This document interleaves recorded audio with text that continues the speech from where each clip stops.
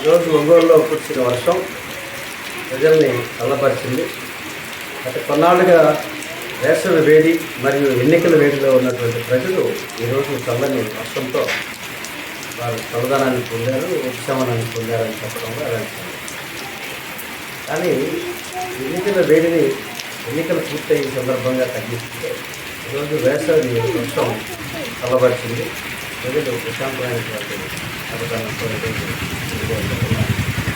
కానీ ఇదే దేశవ్యాప్తంగా కూడా నడుస్తాం. ఈ యొక్క ఒంగోలు నగరంలో వర్షం పడితే అనేక ఇబ్బందులకు గురవుతున్నటువంటి ప్రజల పరిస్థితులను ప్రభుత్వం గుర్తించింది. చిన్నపాటి వర్షానికే నీళ్లు జలమయం అయిపోతున్నటువంటి రోడ్లు, డ్రైనేజీలు పొంగిపోరడం ఇవన్నీ చూస్తే ఉంటే చాలా అసహ్యమైనటువంటి పరిస్థితి. శానిటేషన్ క్లియర్ లేని పరిస్థితి నడుస్తాం.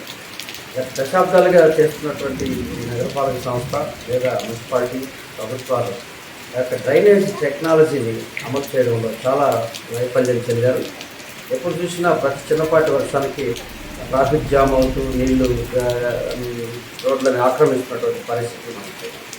పోతరాజు కాలం పేరుతో అనేక దశాబ్దాలుగా ప్రతిసారి ఎన్నికలకు ముందు ఎన్నికల తర్వాత కోట్లాది రూపాయలు ఖర్చు పెట్టుకున్నటువంటి పరిస్థితులు నడుస్తూ ఉన్నాయి.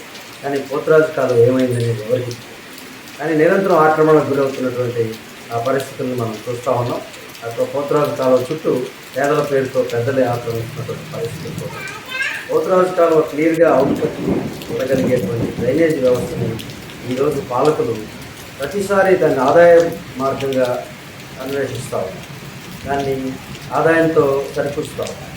అది ఇప్పటికైనా సరే ఈ యొక్క ఒంగోలు మొత్తం డ్రైనేజీ సిస్టమ్ని మళ్ళీ సాంకేతికంగా ప్లాన్ చేసి దాన్ని పరిపూర్ణంగా డ్రైనేజ్ వ్యవస్థను నిర్మించకపోతే ఈ ప్రజలకి వానతో పాటు వరదతో పాటు ఇబ్బందులు వస్తాయనేది మా భావన. ఇప్పటికైనా ప్రభుత్వం డ్రైనేజ్ వ్యవస్థను పునరుద్ధరించాలి. చిన్నపాటి వర్షాన్ని కూడా అందుకునేటట్టు ఉండాలనేది మా భావన.